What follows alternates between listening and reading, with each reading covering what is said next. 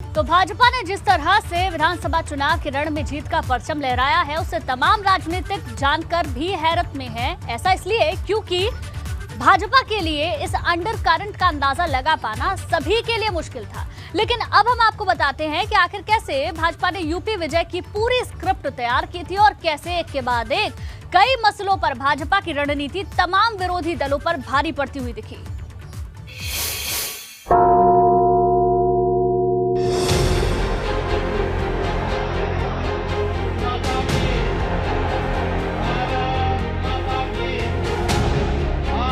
उत्तर प्रदेश की जनता ने अपना फैसला सुना दिया है, जिसके बाद एक बार फिर से राज्य की बागडोर भाजपा के हाथ में आ चुकी है। बाकी है तो सिर्फ सीएम पद की शपथ लेने की वो रवायत, जिसके बाद यूपी में योगी सरकार पार्ट 2 का कामकाज शुरू हो जाएगा। यूपी विधानसभा चुनाव को लेकर कई तरह के कयास लग रहे थे।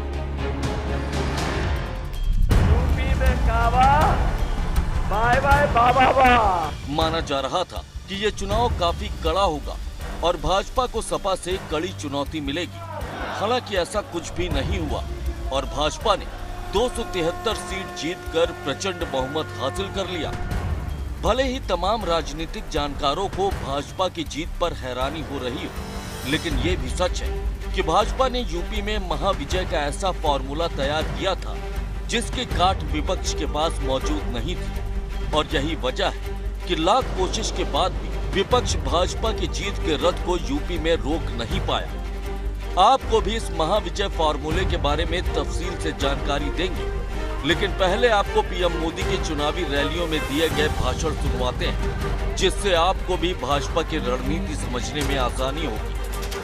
जिन गौर परिवारवादियों ने अपने कार्यकाल में उनकी सरकार थी, तब बहन बेटियों को इतना सताया, मेरी बहन बेटियां अब उनको सजा देने का मौका है। आप इस चुनाव में ऐसी सजा दीजिए, ऐसी सजा दीजिए, फिर कभी उत्तर प्रदेश में बहन बेटियों की जिंदगी पर कोई संकट न आए। जो गरीब पहले अच्छे अस्पताल में इलाज की सोच भी नहीं सकता था, और मैंने तो देखा है क्योंकि मैं भी आप ही की तरह एक बहुत ही सामान्य परिवार से आया हूं। मैंने गरीबी के भाषण नहीं सुने, मैं गरीबी जी करके आया हूं।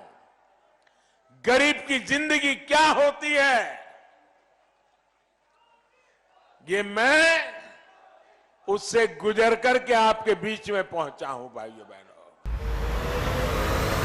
यूपी चुनाव के लिए एक ओर पीएम मोदी ने कमान संभाल रखी थी, तो दूसरी ओर सीएम योगी भी आक्रामक अंदाज में चुनाव प्रचार कर रहे थे।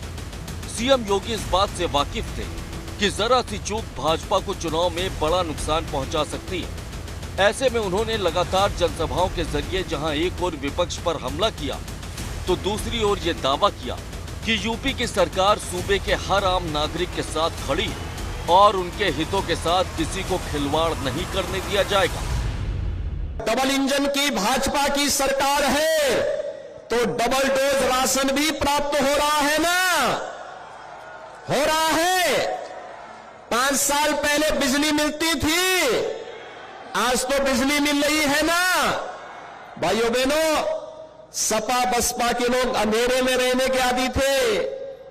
एक कहावत है ना, चांदनी रात चोरों को अच्छी लगती है। वे डकैती इसी में डलवाते थे। विकास के कार्यों में डकैती हो, अराजकता हो, राहजनी हो, छिनेती हो, ये उसी अंधेरे में वे लोग डलवाते थे।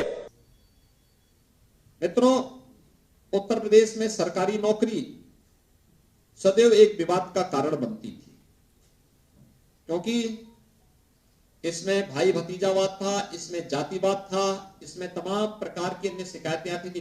व्यापक पैमाने पर भ्रष्टाचार भी था।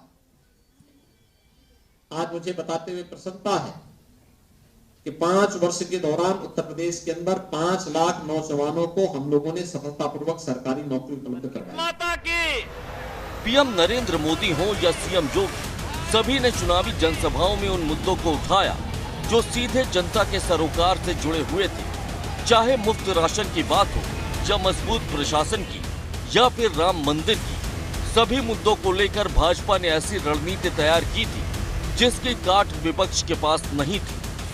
अपनी अगली रिपोर्ट में हम आपको दिखाएंगे कि कैसे भाजपा ने यूपी के रण में जीत के लिए राशन, प्रशासन, महिला और राम मंदिर वाला फॉर्मूला तैयार किया था, जिसके आगे पूरा विपक्ष ही धाराशायी हो गया।